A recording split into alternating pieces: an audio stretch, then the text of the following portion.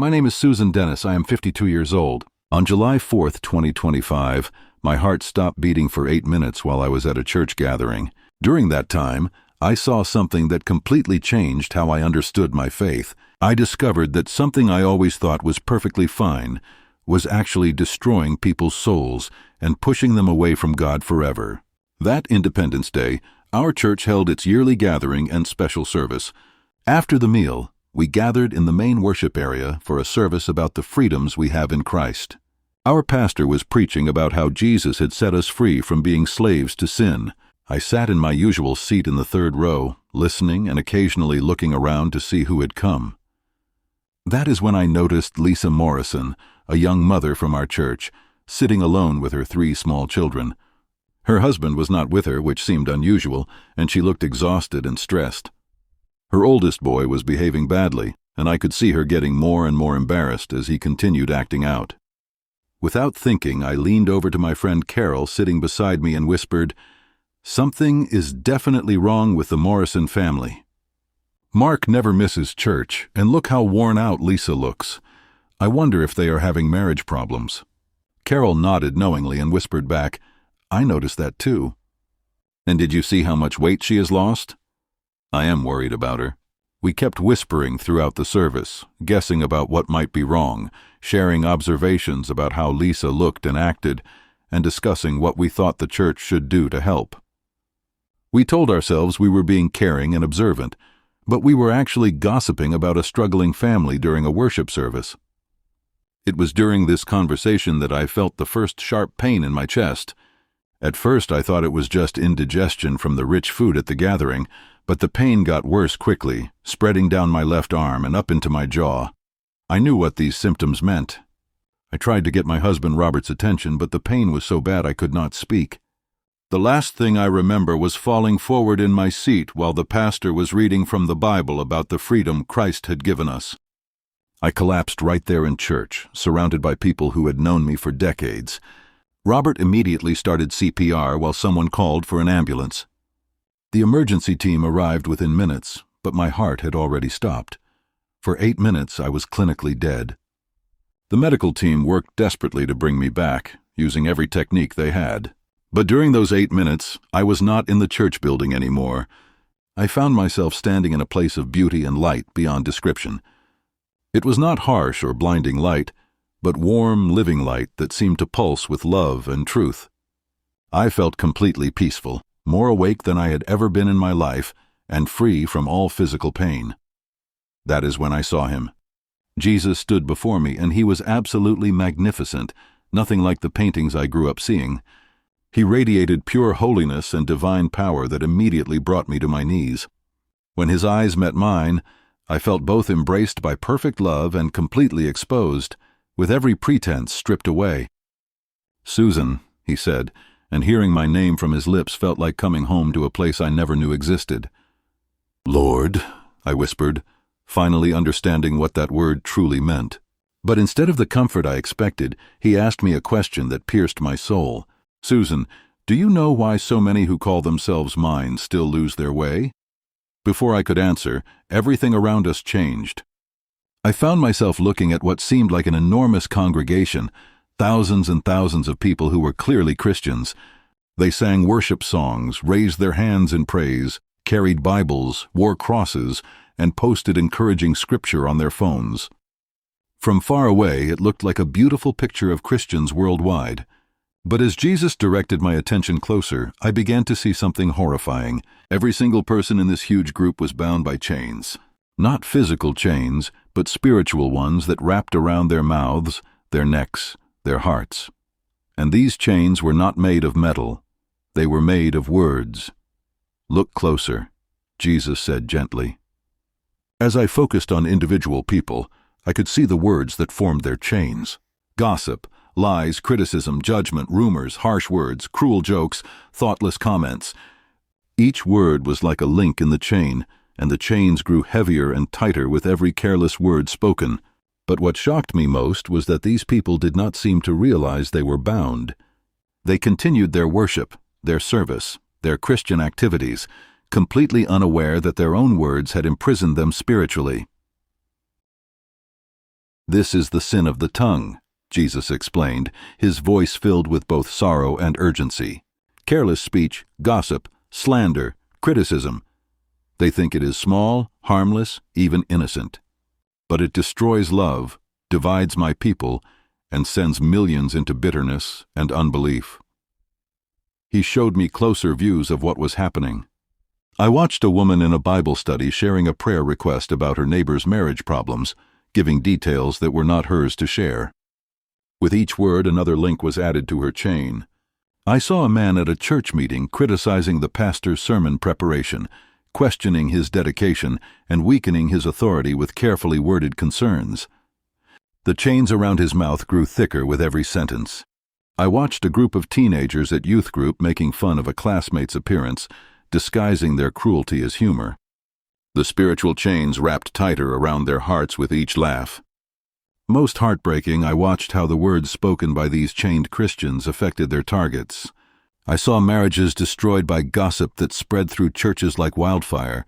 I watched church splits happen not because of different beliefs, but because of hurt feelings and damaged reputations caused by careless words.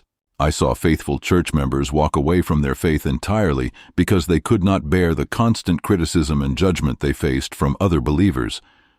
The very people who should have been encouraging them were driving them away with their words. "Every careless word will be accounted for," Jesus said, his voice carrying absolute truth. "What looks harmless in the moment carries eternal weight. My people do not see it, but their careless words are tools in the enemy's hands." Then he showed me something even more disturbing. I watched as each careless word was like a spark falling into dry grass. These sparks started spiritual fires that spread through families, churches, and entire communities. One seemingly innocent conversation about someone's struggles could lead that person to despair, doubt their faith, and walk away from God entirely. A casual criticism of a church leader could weaken the faith of dozens of people who heard it. A rumor shared in confidence could destroy a family's reputation and their children's trust in the church. "Look at yourself, Susan," Jesus said. Suddenly I was watching my own life from his perspective. I saw myself over the years thinking I was being a caring Christian while actually spreading information that was not mine to share. I watched myself destroy people's privacy under the pretense of prayer requests. I saw how my concerns about church members had planted seeds of doubt and division in countless conversations. I saw Lisa Morrison, the woman I had been gossiping about during the service, and I learned the truth about her situation. Her husband Mark was not absent because of marriage problems. He was deployed overseas with the military, something she had asked the church to keep private for security reasons. She was stressed and tired because she was raising 3 small children alone while worrying about her husband's safety in a war zone. My speculation about their marriage problems, whispered to Carol during the service, had been completely wrong.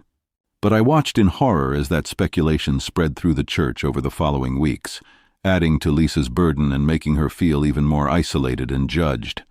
"This is why she stopped coming to church," Jesus said sadly. "The place that should have been her safe haven became another source of pain because of careless words." I was crying now, overwhelmed by the damage I had caused without ever meaning to hurt anyone. "Lord, I did not know. I thought I was helping. I thought I was being a caring Christian." "The heart is desperately wicked," he replied. "You convinced yourself that your curiosity was compassion, that your gossip was concern, that your judgment was wisdom. But the tongue is a fire, and you have been setting blazes throughout my church." He showed me more scenes from my life, conversations I had forgotten, comments I had dismissed as harmless, information I had shared that was not mine to give. I saw how my words had affected people's relationships, their faith, their standing in the community. I watched families leave churches because they felt judged and gossiped about. I saw young people grow up cynical about Christianity because they witnessed the casual cruelty that passed for Christian conversation. I watched marriages damaged by rumors that started with my innocent observations. "But it was not just you," Jesus continued, showing me the broader picture. "This sin has infected my entire church. My people have forgotten that their words carry the power of life and death." He showed me the spiritual world behind gossip and slander. I saw demons gathered around every conversation where Christians spoke carelessly. These evil spirits fed on the division, the hurt feelings, the broken relationships that resulted from careless words. I watched as these demons whispered suggestions into people's ears. "Did you hear what she said about you? You should tell someone else about this. You have a right to defend yourself. They deserve to have their reputation damaged." The enemy was using Christians' own words to destroy the unity that Jesus had prayed for. The church was being weakened not by outside persecution, but by internal destruction caused by tongues that were supposed to be praising God, but were instead spreading poison. "This is why so many lose their way," Jesus said. "They come to my church seeking love, acceptance, and truth. Instead, they find judgment, gossip, and cruelty disguised as Christian concern. They see my people behaving no differently than the world, and they conclude that faith makes no real difference." I thought about all the people I had known over the years who had walked away from church saying they felt hurt, judged, or tired of the gossip. I had always assumed they were just being too sensitive or making excuses. First, Jesus said, "You must truly turn away from this sin, not just feel sorry about the results, but grieve over the sin itself. Recognize that your careless words have wounded my body and hurt my kingdom." As he spoke, I felt the full weight of my sin in a way I never had before. It was not just that I had made mistakes or been imperfect. I had been actively damaging the very church I claimed to love and serve.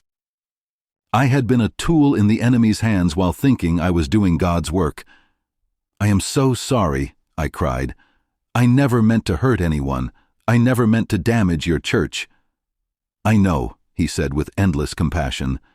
"And that is why I am sending you back, not to punish you, but to warn others. This sin is so subtle, so normal, so wrapped in religious language that few recognize it for what it is."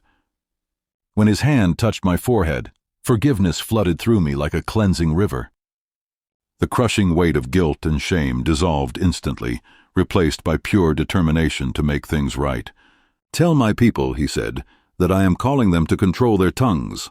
Tell them that love covers many sins, but gossip exposes them unnecessarily. Tell them that their words have the power to build up or tear down, to heal or to wound, to unite or to divide." He showed me one final vision. The same congregation I had seen before, but now many of the people were free from their chains of words. They were speaking life over each other, building up instead of tearing down, protecting reputations instead of destroying them.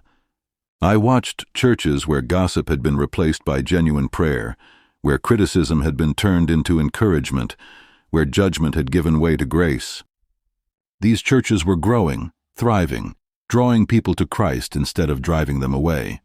"This is what happens," Jesus said, "when my people learn to use their tongues for blessing instead of cursing, for building up instead of tearing down." I felt myself being pulled back, away from that place of perfect truth, back toward my physical body. But Jesus' final words followed me. "Remember, Susan, every word matters. Every conversation is a chance to spread life or death. Choose life." I woke up in the hospital with machines beeping around me and Robert's worried face nearby. The medical team looked amazed because I had been dead for 8 minutes with no brain damage. But I knew it was not medical science that brought me back. It was God giving me a second chance to warn his people. When I recovered enough to speak, I began sharing what I had seen. I apologized to Lisa Morrison for gossiping about her family and learned the truth about her deployed husband. I confessed to my pastor about my years of spreading information that was not mine to share. Some people thought I was being too hard on myself, but others recognized the truth and began examining their own words. Our church slowly transformed as people learned to guard their tongues, and families who had left because of gossip began returning. The atmosphere changed from judgment to genuine love, and people felt safe sharing their struggles without fear that their private pain would become public conversation. My name is Suzan Denis. I died for 8 minutes and learned that the sin I thought was harmless was actually destroying God's church from within. The tongue has the power of life and death. Every careless word matters. Every conversation is a choice between spreading life or death, between drawing people to Christ or driving them away. Jesus is watching and listening, and one day we will all answer for how we used the power He gave us to speak. Guard your tongue, because your words, hey,